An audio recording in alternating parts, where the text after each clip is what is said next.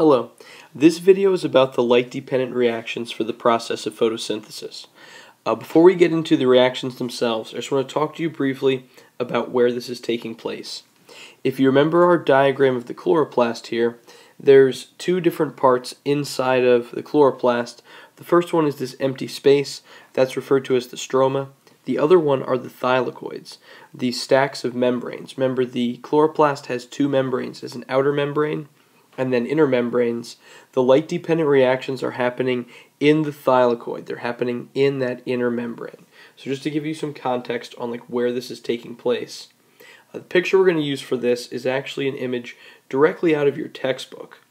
And I don't want you to get intimidated by this. There is a lot going on here, but we're going to break this down into four main parts for starters. Just working our way through, there's four sections to this process. The first one is actually called photosystem 2, which can be kind of confusing because it's the first thing in the process, but it's actually named in the order that it was discovered.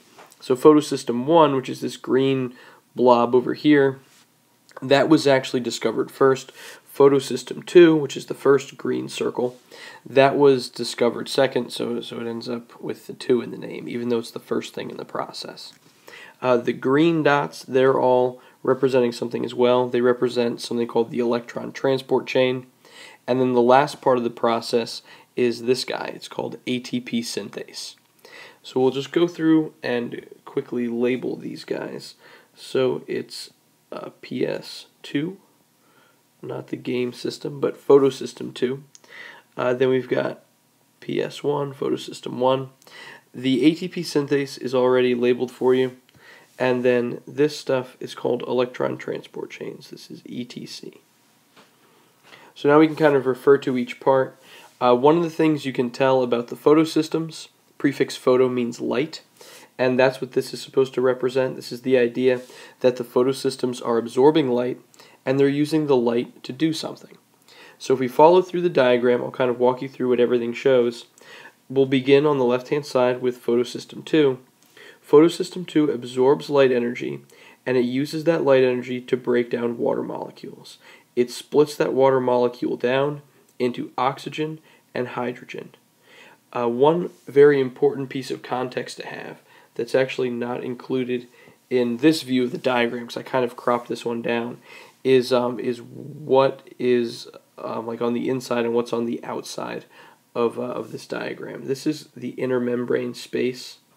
So this is actually the inside of one of those green thylakoid discs we just looked at. And then out here is the stroma. So just to give you some context on where this is actually going on inside the cell. So the photosystem 2, as I said, absorbs sunlight. It uses that sunlight to split a water molecule. This H+, this is a hydrogen ion. So we'll just refer to these guys here as hydrogen.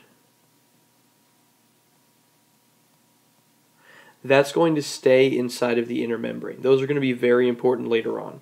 We're actually going to come back to those H+ molecules in a minute.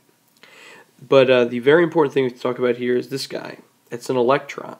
If you remember the three parts of an atom, there's protons and neutrons in the nucleus, and there's electrons around the outside. The simple way to think of electrons is they're kind of like glue. They create bonds that hold molecules together. So this electron used to be holding this water molecule together. When that water molecule is broken apart at photosystem 2, that electron leaves and it moves down the electron transport chain. This is one of those great biology terms that pretty much tells you its function. As the electron begins moving down ETC, electron transport chain uses the energy of that electron passing through to take a hydrogen from the stroma and pull it inside to the inner membrane. Eventually that electron continues down and it makes it to photosystem 1. Photosystem 1 is going to use the energy from sunlight to combine this electron together with NADP+ and a hydrogen in order to make NADPH. If you remember from our diagram of the overview of the process of photosynthesis, there's two things that are leaving the light-dependent reactions. NADPH is leaving, and so is ATP. So we've got our first product. that NADPH is made, again, using the electron that was originally in the water molecule.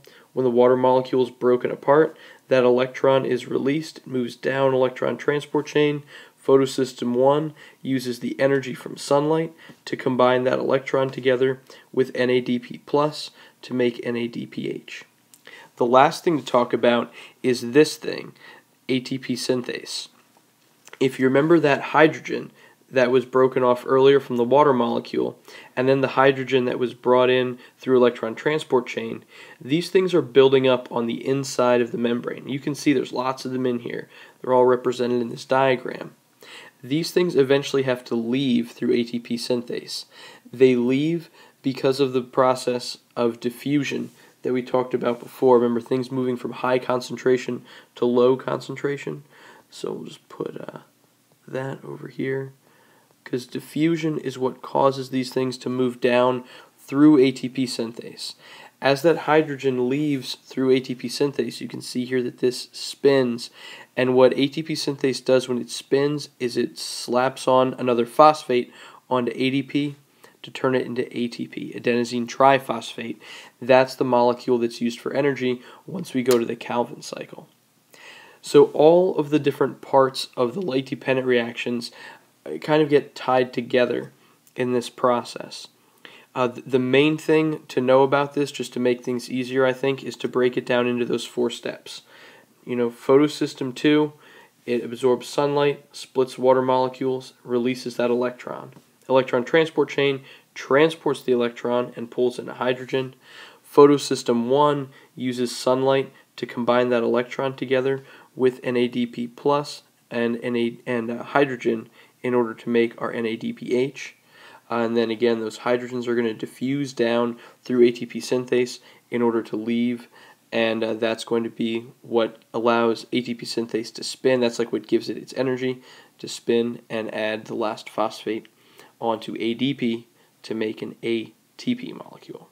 So we'll kind of like recap some of the major things on the last page like we usually do, just to give you a few points to write down in your notes. So to kind of tie this together a little bit, there's a few different phases of this process that you need to be aware of. The first one that we'll write down, if I get that out of there, is the idea of photosystem 2. So what does photosystem 2 do? It absorbs light.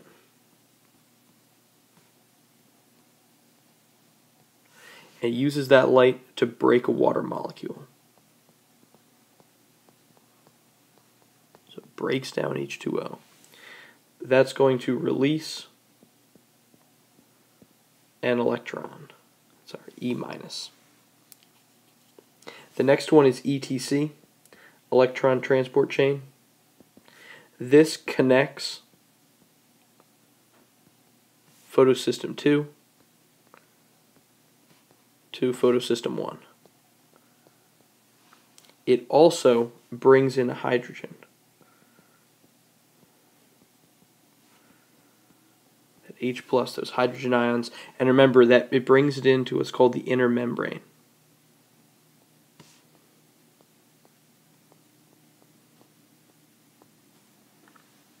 Then the last thing is photosystem 1. That uses the electron, and it combines that with NADP+ and a hydrogen ion to make NADPH. So that's the last part of like the things that are all connected together. Remember, ATP synthase is kind of on its own at the end. And ATP synthase does exactly what the name sounds like it would do. To synthesize something is to make something. So ATP synthase uses hydrogen ions to turn ADP into ATP. So our 2 big products from this process are the NADPH and the ATP. Those are the things that are going to move on to the next step. They'll actually be going on to the Calvin cycle, where they'll be used to break down carbon dioxide and water and turn them into sugars.